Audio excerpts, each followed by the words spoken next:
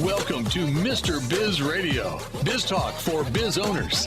If you're ready to stop faking the funk and take your business onward and upward, this show is for you. And now, here's Mr. Biz, Ken Wentworth. All right, everybody, welcome to another episode of Mr. Biz Radio. Me, Mr. Biz, Ken Wentworth. And have you ever really took a step back to think about, what you're eating and the impacts that it might be having on your body? And I mean, you guys have probably seen these things. I know I see a ton of them in my social media algorithms because I'm very interested in the topic. And I'm very concerned, frankly, about a lot of the things that have happened to our overall food supply. And it seems like a lot of things I see, more so in the United States than other places. They may have other issues in other places as well, but it seems like the United States has gotten a little bit more lax on what they allow. And you know, you hear about these things about these certain food additives that are allowed in the United States, and they're not allowed in any, European countries and things like that. And it really concerns me. And it makes me wonder about the long-term impacts of things like that that have on your health and on your body. And maybe that's why we're seeing, cancer climbing and the incidence of cancer, et cetera. So today I'm honored to have Dr. Katherine Reed on the show. She is a biochemist turned health investigator. Dr. Reed founded the nonprofit Unblind My Mind after uncovering how hidden food ingredients like free glutamate and additives are disrupting our health. Her book, Fat, Stressed, and Sick, and her Reid program are empowering people to take control of their health via food. If you've ever wondered what you're really eating and how your body might be reacting, this episode is a must listen, must watch. Dr. Reed, welcome to Mr. Biz Radio.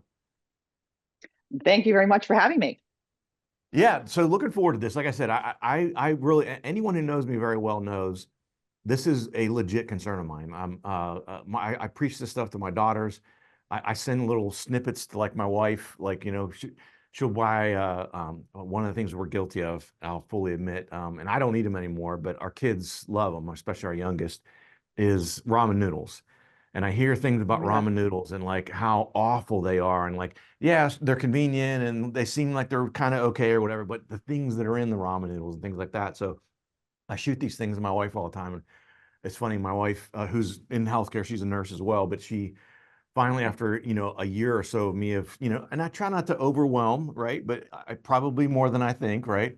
And so finally she replied back to one of the messages I had sent her and she's like, just tell me what I'm supposed to buy, because it seems like you've just eliminated like everything that we normally buy in our house. So I'm very anxious to have this conversation and curious to have this conversation. But before we get into all that, Dr. Reed, tell us a little about your entrepreneurial journey, kind of how you got to where you're at now.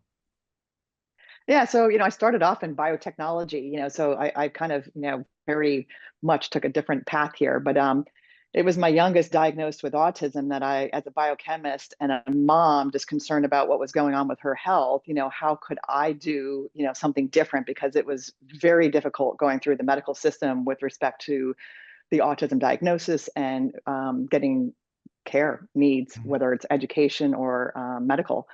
So I started to look into like, how could I really help? And so I started to really dive deep into gut-brain connections and how can the brain be impacted by foods, and really looked at cellular biology, neurobiology, and started to stumble upon, kind of accidentally, changing the diet and starting to see some improvements as I started to make incremental changes, but she still was in this moderate autism special needs category.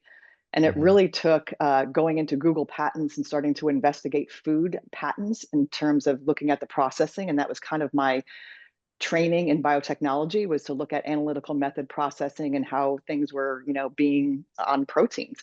So I started to really look into processing of foods, commercial processing, and looked at glutamate, which is an amino acid found in all proteins. But when you start to process it, it's no longer bound by the peptide bond in a protein. It starts to become free amino acids. So free glutamate becomes a byproduct of processing. And so I really asked myself, in like a scientific way, okay, what would happen if I tried to really dive deep into my kitchen and remove free glutamate coming in from the processing?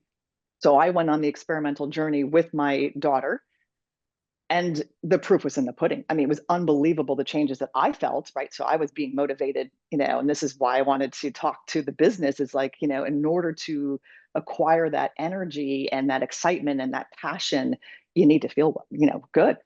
And her health changes were unbelievable. I mean, the speech, the mood changes, her being happy rather than, completely, just a face that I couldn't even read her expressions on. So went from a child that literally would be throwing incredibly severe tantrums for hours, looping and, severely just distressed, to a happy child and speaking and flamboyant and just a completely different kid. And so that fueled my journey to start and say, I'd love to help other people. Nobody probably knows how this is being a byproduct of processing. So that's writing the book, Fat, Stressed, and Sick, MSG, Processed Food, and America's Health Crisis. This is definitely beyond America. This is modern diets where there's a lot of processing. I do think that America is a little bit more lax than Europe, as you were mentioning, but it is in, lots of modern diets where this processing is going on. And so really is, so as a protein biochemist, I kind of try to expose an awareness here to how protein processing in commercial in laboratories of foods is what's creating this MSG, monosodium glutamate. The manufacturers do it because it is highly addicting. It is literally hijacking our nervous system to say, I want more. I want more of those ramen noodles. I want more of those Pringles. I want more of that, because our bodies are that neurotransmitter. It's hitting that and saying, oh, this feels good. But it's addicting us to these foods. And that's why the manufacturers really don't disclose how much MSG is going on in our food supply. Yeah, I can't believe it. So, and again, I've heard a lot of different things about MSG as well. I've got several different questions, but so the first one is, obviously you mentioned you saw some amazing results with your daughter. Have you seen those type of results with other folks that you help, that specifically with autism, or is it other things across the spectrum?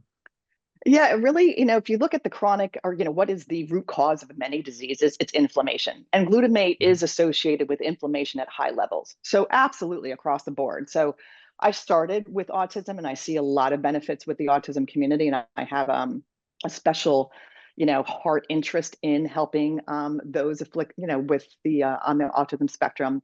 But whether it's ADHD, OCD, even the late onset Alzheimer's, Parkinson's, and as you mentioned, cancer, because these are chronic inflammatory conditions. And so anything with chronic inflammatory conditions, the Reid, which stands for reduced excitatory inflammatory diet, really helps. This is for everybody, right? I mean, I didn't feel like I would benefit, and I benefited tremendously. Lost weight, felt more energetic, happier, and just felt like I put rose-colored glasses on in my hectic life. So this is for everybody. Yeah, and I love that. And you're exactly right. Is even if you're, quote unquote healthy and don't have necessarily some sort of chronic disease, especially as we begin to age, maybe some of us with the gray hair and whatnot. Anyway, inflammation starts to creep in, and that's when you wake up in the morning and you've got the sore back, or your hip hurts, or your, this or that. And I think inflammation plays a massive part in that. And anything we can do to reduce that, I think, is huge. Guys, we're going to hit a break here. We're going to come back. So many other things to talk about. I want to talk about, and we reach the next segment. First of all, one of the things, what are some things that we need to look for? What are some hidden ingredients we need to look for in our foods that we might be missing? If you would like to reach hundreds of thousands of business owners every week, Mr. Biz Radio can help. Our show airs globally 7 days a week for more than 25 hours across several internet radio stations, plus 20 plus podcast platforms. Also, video exposure on the new exclusive Mr. Biz Network streaming channel, which gets blasted to 100 plus streaming platforms, and the Mr. Biz YouTube channel, and our 350,000 social media followers multiple times every week. Join Mr. Biz Nation as an advertiser by emailing us at info@MrBizSolutions.com. Attention, Mr. Biz Nation. We have an exclusive offer just for you. Get lifetime access to scarcity countdown timers and logic links for only $69. Yes, you heard it right. Only $69. These tools will add urgency to your email campaigns and website pages, helping you increase conversions, sales, and capture more leads. Don't miss this incredible opportunity. Visit getpulsetools.com now and take your business to new heights. Check out all 3 of Mr. Biz's best-selling books at MrBizBooks.com. Now, once again, here's Mr. Biz. All right, welcome back to Mr. Biz Radio. Talking again this week with Dr. Katherine Reed. So, Dr. Reed, again, I definitely want to dive into what I mentioned at the end of the last segment about some hidden ingredients we can all look for. But before we get into that, during the break, I was actually thinking about this a little bit. So, and this is going to be probably an absolutely completely elementary health-related question or healthcare question, but what relationship does glutamate have to glutamine? I know they're both amino acids, but and I have a reason for asking this, but I'm very curious. Yeah, and I do mention that in the book because there's a lot of healthcare providers that are suggesting, like 10 grams of glutamine for like leaky gut and digestive stuff. And glutamine can be converted to glutamate. So the only difference between glutamine and glutamate is one is the acidic and one is the basic version of those same amino acids. So one's got the carboxylic acid. I know that it's a little bit chemical, and then one's got the amino group. So with our gut microbes, glutamine can be converted to glutamate, and it's very important for people to be aware. So I do have a lot of people who have had reactions to these recommended 10 grams of glutamine supplements. It's also, highly consumed in the sports industry for, putting on muscles and such. But I'm not a fan for any free amino acid supplement because of it gets very technical, but you start to swamp out the amino acid transporters, and it starts to, not allow other amino acids to get through, causing potentially deficiencies in other amino acids that you're not supplementing. So I'm really all about trying to steer people towards whole foods. I do have like a table in my book, Fat, Stressed, and Sick, MSG, Processed Foods in America's Health Crisis, where I'm listing out the ingredients that would have MSG. And it really is these processed proteins. So America has been obsessed with protein. So whey protein, caseinate proteins, hydrolyzed soy proteins, soy protein isolates. So when you're mentioning about the ramen and, before the break, they're doing a lot of soy processing, and in the protein of the soy, you're getting a lot of free glutamate or MSG as a result of that processing. So any food that has a lot of protein and it's undergoing a commercial process is going to create this free glutamate. Now, if you're doing it in the kitchen with just stovetop heating or sauteing or, even air fries or whatever, that's not destroying the peptide bond of the protein. It's these acid and fat removal and fermentation processes that are going on the commercial. And they know they're creating free glutamate because the International Glutamate Technical Committee, is a $1 trillion industry trying to keep the interests of glutamate in the food supply. So they're very well aware it's being created, and it helps to keep the consumers addicted to the foods. So when you are trying to, when you're trying to speak about this, I really try to steer people towards, rather than putting this protein powder in your smoothie, just put in, organic almonds or walnuts or pecans. That has protein, it has fat, it has minerals, and it has fiber, and you're getting a whole food. Instead of supplements, trying to eat whole foods. The supplement industry is processed, right? So I'm trying to help people heal through foods. And there's certain circumstances where people genetically or metabolically or whatever may not be able to acquire nutrients through foods, but I like to kind of do testing and figure out what that individual might be above and beyond whole foods.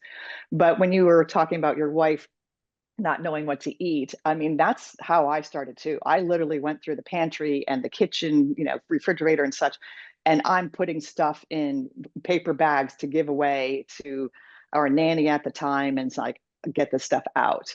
So it's all pre-made sauces, salad dressing, condiments, things that we've become used to saying it's convenient, we've got to do this. But it's then, starting to, okay, how do I make my own mustard seasonings? How do I make my, people say, well, what's the soy sauce substitute? And I'm like, herbs and spices. It's just really using all whole food ingredients. And there's an incredible amount of options. But we don't realize that because we've become with our grocery cart full with the breads and the cereals and such, and cheeses. And so bread and cheese was my first indication and diving deep into the processing of making breads and cheeses that allowed me to stumble upon this whole glutamate issue. The gluten has a lot of glutamate in its protein structure. And so when you ferment it and you're going through all these processings, you end up making quite a bit of glutamate in the processing to make bread. Same with cheese, with the casein proteins, lots of glutamate in that casein protein. And when you ferment it and you're letting it age and you're doing all these, processes to that cheese, it creates glutamate. And so that's really what helped me stumble upon. And that's where I think in the autism community, a lot of them are going gluten casein free, but you need to go further to get rid of the glutamate in our food supply. Yeah. Well, the primary reason I asked the question about glutamine versus glutamate is it sounds like I may have dodged a bullet. So I used to compete in powerlifting, and you were mentioning 10 grams. I was doing probably all in the supplement of glutamine in my shakes, as well as the glutamine that was in my shakes, let alone anything I was getting that was actually organic. I mean, I was probably during my competitive years, it was a minimum of 50 grams a day. Absolute minimum was 50 grams a day. And I knock on wood, never had any problems, but it kind of made me think about that. Holy crap. I will say, you're talking about natural alternatives. One that I got made a lot of fun of, and it still gets brought up, and I haven't competed for several years now. But one of the things I did, and it was sort of for some of the same reasons that we're talking about, but not glutamate specific. But I made, instead of having a protein shake, you're gonna probably not like this, or you might like it, but you chicken shakes. I call them chicken shakes. So I would get chicken breast and I would boil it. And then I would literally put them in a blender with low sodium chicken broth, which probably had some bad stuff in it. And I would grind them up like, as fine as I could make it. And I would literally drink, essentially I'm drinking the chicken breast instead of eating it. It was just a convenient way for me to be able to consume protein very quickly. Did they taste good? Absolutely not. They didn't. But it was a function. I needed to get a certain amount of protein in every day. It was, instead of me having to, stop at work and go heat up a chicken breast and then, actually eat it. I'm in the middle of a meeting. I could have a shake and just, kind of drink it and whatever. But people would be like, oh my gosh. And I used to joke with people. I'm like, I'm starting a business. I'm going to have a, Ken's chicken shake business. And they're like, that's going to fail. Like no one, not. And I tried to get, so one of my oldest daughter tried one. Middle daughter is like, I'm not even trying that. She sniffed it and she's like, that smells disgusting. I'm sure it tastes even worse. Wife wouldn't try it. Like no one would try it. So, but I did try some natural ways to get that protein in. Thankfully, I'm out of the chicken shake business. I haven't had any for quite some time. But it was a way for me to get that protein that I really needed to get in at a certain. Back then I was doing about 200 grams of protein a day. So I was looking for new ways to get that protein in without it being, I didn't want to be over reliant on any one source, because I'm very cognizant of that as well. As too much of anything is bad in my mind, right? Because you just never know the long-term impacts of that. Guys, we're going to hit another break here. We're talking with, again, Dr. Katherine Reed. We're going to talk more in the last segment about her Reid program when she mentioned it earlier. And we're also, I promise, we're going to talk about some hidden ingredients we don't know about. How would you like to have direct access to Mr. Biz to help you run your business more profitably and more efficiently? At MrBizSolutions.com, you get live access to not only Mr. Biz, but also several of his hand-picked and trusted business experts, each with 20-plus years of experience to help you optimally manage and grow your business. That's just the start of where Mr. Biz Solutions begins. Learn more at MrBizSolutions.com. That's MrBizSolutions.com. Attention, Mr. Biz Nation. We have an exclusive offer just for you. Get lifetime access to scarcity countdown timers and logic links for only $69. Yes, you heard it right, only $69. These tools will add urgency to your email campaigns and website pages, helping you increase conversions, sales, and capture more leads. Don't miss this incredible opportunity. Visit GetPulseTools.com now and take your business to new heights. Got a question for Mr. Biz you want answered on air? Email it to info@MrBizSolutions.com. Now, once again, here's Mr. Biz. All right, welcome back to the show. Lots to cover here. Only one segment left here with Dr. Katherine Reed. So first of all, I did tease it before the last segment, and we never got to it. So I want to make sure I deliver on the tease of, in your book, Fat, Stressed, and Sick, you dig into, like, again, free glutamate and processed foods. For business owners, even specifically talking about with long hours, probably a lot of them have some bad fast food habits. What's sort of the first or maybe most prominent sort of hidden ingredient that they should watch for, and why? Why should they watch for that? Yeah, it is the processed proteins, so, the more that you can eat whole foods. And so we have been trained to think that these, pre-made foods are convenient. We don't have time to do other things. But even if you did, some trail mix and chopped up carrots and guacamole, you're getting to whole foods rather than grabbing, a pre-made whatever protein bar. The protein bars, the protein, powders and things like that end up being a lot of the processed foods. Bread, cheese are big ones. So it's really kind of steering more towards, trail mix will be my go-to travel thing because it's just so easy for me to make up my own trail mix, not ones with additives, organic nuts and seeds and maybe some dried coconut flakes, some cinnamon or whatnot, maybe a little bit of dried fruit. But it's really kind of going all whole foods. And so the ingredients to look out for on packages is anything that has some sort of protein-like name in the ingredient label where it's, like pea protein, whey protein isolate, whey protein concentrate, soy protein, those are the ones that are the biggest culprits there. But like bread, you don't really see it, but because the gluten protein in, breads is so high in glutamate, it's the processing of that's, causing it. So cheese and bread are big ones. Those are in the ultra processed category. So when you're talking about your chicken shakes in the last segment, I'm a big, fan of making sure you have enough fiber accompanied with protein consumption so that our gut that's got these trillions of microbes are not fermenting protein. So just like in the commercial processing, you don't want fermentation of the protein because that creates glutamate. You also don't want protein fermentation in the gut. That's been shown to lead to colon, cancers and inflammation in the gut.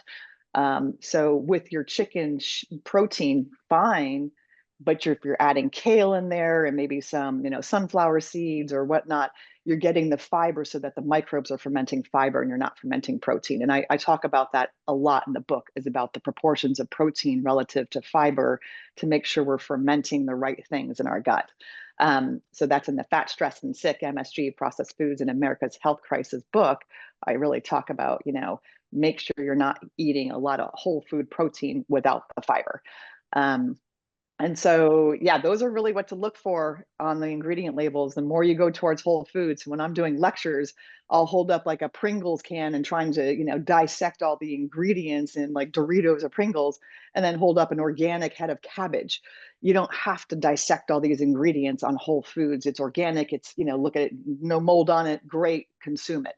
Whereas, you need a chemistry degree to sit there and dissect some of these ingredients that are going over, 20, 30, 40, 50 ingredients. Well, and the thing that concerns me is a lot of these things that have, at least, things at least I've dug into a bit, that have these gazillion ingredients, and most of those ingredients are terrible for you, are things like Pringles, Skittles, Pop-Tarts. Those are things that kids nowadays, kids under the age of 12 and probably even beyond that, are eating the heck out of them. And so it's their diet. Yeah. And so when they start eating those at the age of 2 and 3, and they're eating them through, 15 and maybe beyond, what impact is that having on their long-term health to consume those absolute crap foods, processed foods for, 10, 12, 15 years of their formative years, no less. No, it really messes up metabolics to the point where we've got this, obesity epidemic, diabetes epidemic, metabolic syndrome. I mean, it's messing with your cellular metabolism. And I mean, you look at the mental health in our country, it's horrible. I mean, so anxiety, depression, autism, ADHD, OCD, certainly the pandemic didn't help things, but it's like we have got a mental health epidemic going on all across our population, whether we're talking about our adolescents or our teenagers or our young adults or our older adults. We have a mental health epidemic. So that's the consequence, is that we are not a healthy population.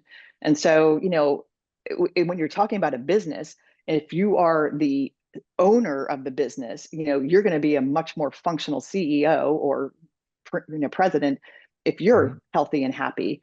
But boy, do you want to be having healthy, happy employees, so you have lunch meetings rather than bringing in the pizza, have chicken salads and, rather than having muffins and cupcakes and donuts offered to the employees, how about trail mix and fruits, really thinking about healthy employees are more productive, more loyal, more willing to hang out. And who wants to hang out with people who are just not healthy, happy individuals? It's, we love everybody, but it's like, it's hard, right? So it's hard to deal with somebody who's just chronically not a happy person. And, it's very difficult to have your happy algorithm when you're not eating healthy foods.